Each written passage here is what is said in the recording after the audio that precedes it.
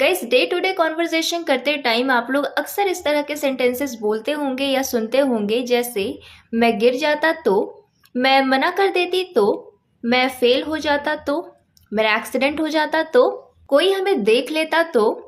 So guys, इन सभी sentences को जब आप ध्यान से देखेंगे तो समझ पाएंगे कि इन सभी सेंटेंसेस का सिर्फ एक ही सेंस निकल रहा है कि ऐसा हो जाता तो, मतलब कोई काम जो कि असल में हुआ नहीं है लेकिन जस्ट हम बोल रहे हैं कि अगर ऐसा हो जाता तो इस तरह के सेंटेंसेस को इंग्लिश में कैसे बनाया जाता है, चलिए सीखते हैं आज की क्लास में। तो स्ट्रक्चर बताने से पहले मैं आप लोगों को बताना चाहूंगी कि जो ये सेंटेंसेस होते हैं वो किस टाइप के होते हैं और किस सिचुएशन में बोले जाते हैं, ताकि आप और भी बेहतर तरीके से इस तरह के सेंटेंसेस को इंग्लिश में बोल पाएं, बना पाएं। सो देखिए, इस तरह के जो सेंटेंसेस होते हैं वो होते हैं पास्ट इमेजिनरी सिचुएशन के। अब पास्ट इमेजिनरी सिचुएशन क्या होता है? पास्ट इमेजिनरी सिचुएशन का मतलब होता है, देखिए, जब भूतकाल में यानी कि पास्ट में कोई घटना वास्तव में नहीं हुई, मतलब पास्ट में कोई चीज हकीकत में नहीं हुई, लेकिन हम सोचते हैं कि अगर ऐसा हो जाता तो क्या होता, उसे ही हम कहते हैं past imaginary situation. Simple language में समझिए, पास्ट में कोई चीज़ असल में हुई नहीं है, बस आप इमेजिन करते हैं कि अगर ऐसा हो जाता तो, जैसे मैं गिर जाता तो, मम्मी देख लेती तो, मेरा फ़ोन टूट जाता तो, अगर मेरा एक्सीडेंट हो जाता तो इस तरह के जितने भी सेंटेंसेस होते हैं वो हमारे होते हैं पास्ट इमेजिनरी सिचुएशन के। और इस तरह के सेंटेंसेस को बनाने का स्ट्रक्चर होता है, सबसे पहले आपको लिखना है व्हाट इफ, इसके बाद आप लगाएंगे सब्जेक्ट, और सब्जेक्ट लगाने के बाद आपको लगाना है हैड। क्यों? क्योंकि यहाँ पे पास्ट की बात हो रही है ना, तो हैड लगाएंगे यहाँ पे। और हैड के बाद क्या आता है आप लोगों को पता ही है, हैड के बाद आती है वर्ब की थर्ड फॉर्म, तो हैड के बाद वर्ब की थर्ड फॉर्म आ जाएगी। और लास्ट में आप लगाएंगे ऑब्जेक्ट, अगर आपके सेंटेंस में कोई ऑब्जेक्ट है तो। और सबसे लास्ट में क्वेश्चन मार्क लगाना मैंडेटरी है, क्योंकि इसमें जो सेंटेंसेस बनते हैं वो क्वेश्चन के फॉर्म में होते हैं ना, कि अगर ऐसा हो जाता तो लास्ट में क्वेश्चन मार्क आएगा सेंटेंस के स्ट्रक्चर में। अब देखिए, सब्जेक्ट से लेकर ऑब्जेक्ट तक जो लिखा हुआ है, मतलब subject plus had plus verb की थर्ड फॉर्म प्लस ऑब्जेक्ट, ये स्ट्रक्चर होता है हमारा पास्ट परफेक्ट टेंस का। तो सीधे सीधे अगर मैं आपको बोलूं कि इस तरह के सेंटेंसेस को बनाने का बहुत इजी स्ट्रक्चर होता है, बहुत इजी ट्रिक होती है कि पास्ट परफेक्ट टेंस से पहले अगर आप लोग व्हाट इफ लगा दे और लास्ट में क्वेश्चन मार्क लगा दे, तो इसका मतलब हो जाता है कि अगर ऐसा हो जाता तो, या फिर अगर ऐसा हो गया होता तो। और हैड का यूज तो आप लोगों को पता ही है, ऑल सब्जेक्ट के साथ होता है, क्योंकि पास्ट परफेक्ट टेंस में हमारे पास सिर्फ एक ही हेल्पिंग वर्ब होती है, तो टेंशन लेने वाली कोई बात नहीं है।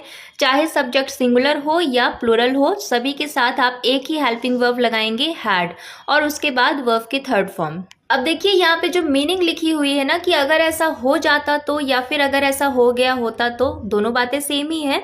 लेकिन यहाँ पे कुछ लोग ये सोच रहे होंगे कि यहाँ पे अगर सेंटेंसेस में क्या बोलना मैंडेटरी है, तो ऐसा बिल्कुल भी नहीं है।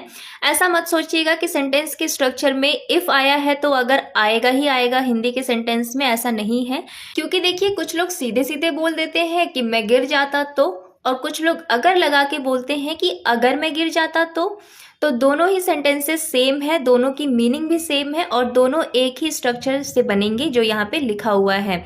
तो ऐसा बिल्कुल भी कंफ्यूज मत होइएगा कि अगर आया है तो सेंटेंस कुछ और तरीके से बनेगा, अगर नहीं आया है तो सेंटेंस किसी और तरीके से बनेगा, ऐसा नहीं है। ये कम्प्लीटली आप पे डिपेंड करता है कि आपको किस तरीके से बोलना है। सो आई होप अभी तक ये स्ट्रक्चर और इसका मीनिंग अच्छी तरह से आप लोगों को क्लियर हो गया है, किसी भी तरह का कोई डाउट नहीं है। तो अब चलिए करते हैं सेंटेंसेस की प्रैक्टिस। जैसे कि देखिए, सबसे पहला सेंटेंस है मैं गिर जाता तो सेंटेंस बन जाएगा what if I had fallen. What if sentence के स्टार्टिंग में आपको लिखना है स्ट्रक्चर के अकॉर्डिंग, उसके बाद आई है सब्जेक्ट, हैड लगाना है क्योंकि पास्ट की बात हो रही है, और हैड के बाद फॉलन यहाँ पे आई है वर्ब की थर्ड फॉर्म। तो मैं गिर जाता तो what if I had fallen.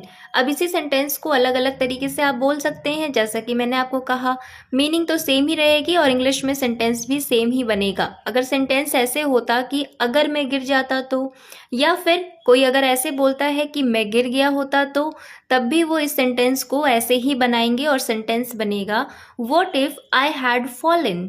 इसी तरह से अगर किसी ने हमें देख लिया होता तो सेंटेंस होगा what if someone had seen us. What if someone मतलब अगर किसी ने हमें देख लिया होता तो, हैड सीन अस। मेरा फ़ोन टूट जाता तो, देखिए ऐसा होता है ना कि कभी कभी हमारा फ़ोन एक्चुअल में टूटा नहीं होता है, लेकिन कुछ ऐसा हुआ रहता है जिसकी वजह से हम सामने वाले को बोलते हैं कि देखो मेरा फ़ोन तो नहीं टूटा है, लेकिन अगर मेरा फ़ोन टूट जाता तो वहाँ पे आप बोलेंगे what if my phone had broken. What if my phone had broken. अगर वो सच बता देती तो, what if she had told the truth. उसने सच बताया नहीं है, लेकिन हम ये इमेजिन कर रहे हैं कि पास्ट में अगर ऐसा हो गया होता तो सेंटेंस बन जाएगा what if she had told the truth. इसी तरह से अगर आपको बोलना हो कि अगर मैं मना कर देता तो, आप बोलेंगे what if I had refused. What if I had refused? So guys, I hope अब तक आप लोग समझ गए होंगे कि इस तरह के सेंटेंसेस को इंग्लिश में कैसे बनाया जाता है। अब मैं आपको प्रैक्टिस के लिए 2 सेंटेंसेस दे रही हूँ, इनका आंसर आपको कमेंट बॉक्स में कमेंट करना है। अब देखिए, अभी तक आप लोगों ने जितने भी सेंटेंसेस देखे वो सभी के सभी सेंटेंसेस हमारे एक्टिव वॉइस के हैं, यानी कि जिनमें सब्जेक्ट खुद काम करता है। ठीक है, तो एक्टिव वॉइस मतलब सब्जेक्ट खुद काम कर रहा है, तो यही स्ट्रक्चर फॉलो होगा। लेकिन अगर सब्जेक्ट पर काम किया जा रहा है मतलब कोई और काम कर रहा है, तो वो सेंटेंसेस हमारे पैसिव वॉइस के हो जाते हैं और तब सेंटेंस का स्ट्रक्चर थोड़ा सा बदल जाता है। तब सेंटेंस के स्ट्रक्चर में बस एक चीज़ और आपको ऐड कर देनी है, वो है बीन हैड के बाद। जैसे कि एग्जाम्पल से समझिए, अगर हमें पकड़ लिया गया होता तो देखिए यहाँ पे सब्जेक्ट है हम, लेकिन यहाँ पे हम काम नहीं कर रहे हैं, बल्कि हम पर काम किया जा रहा है। कौन सा काम? पकड़ने का। कि अगर हमें पकड़ लिया गया होता तो इसका मतलब है कि सेंटेंस हमारा पैसिव वॉइस में है, और पैसिव वॉइस में है तो हैड के बाद बीन लगाना मैंडेटरी है। तो यहाँ पे सेंटेंस बन जाएगा what if we had been caught. What if we had been caught, अगर हमें पकड़ लिया गया होता तो। इसी तरह से अगर पैसे चोरी हो गए होते तो यहाँ पे भी चोरी करने का काम कोई और करेगा ना, किसी और के द्वारा होगा ये काम, मतलब सेंटेंस पैसिव वॉइस में है तो सेंटेंस बनेगा what if the money had been stolen. What if the money had been stolen. अगर होटल पहले बुक कर दिया गया होता तो सेंटेंस होगा what if the hotel had been booked earlier. यहाँ पे होटल बुक करने का काम कोई और कर रहा है, इसलिए ये सेंटेंस पैसिव वॉइस में है, इसलिए यहाँ पे बीन आई है। लेकिन अगर आपको इस सेंटेंस को इस तरीके से बोलना होता कि अगर मैंने होटल पहले बुक कर दिया होता तो, अब यहाँ पे देखिए ये सेंटेंस एक्टिव वॉइस में है, क्योंकि यहाँ पे बुक करने का काम मैं कर रही हूँ ना, तो इसीलिए सेंटेंस बन जाता है what if I had booked the hotel earlier. तो सेंटेंस में डिफरेंस समझ में आया आप लोगों को? एक्टिव वॉइस पैसिव वॉइस में छोटा सा ही डिफरेंस होता है। एक्टिव वॉइस मतलब सब्जेक्ट अगर खुद काम कर रहा है, जैसे कि इस सेंटेंस में हो रहा है, होटल बुक करने का काम मैंने किया, इसीलिए हैड के साथ में डायरेक्ट वर्ब की थर्ड फॉर्म आ गई। लेकिन पैसिव वॉइस मतलब अगर काम किसी और के द्वारा किया जा रहा है, मतलब सब्जेक्ट खुद काम नहीं कर रहा है, तो वहां पे हैड बीन के साथ में वर्ब की थर्ड फॉर्म आती है। So guys that's all for today. I hope आज की क्लास, आज का लेसन आप लोगों के लिए हेल्पफुल रहा हो। अगर वीडियो पसंद आई हो तो लाइक कर दीजिएगा। Thanks for watching.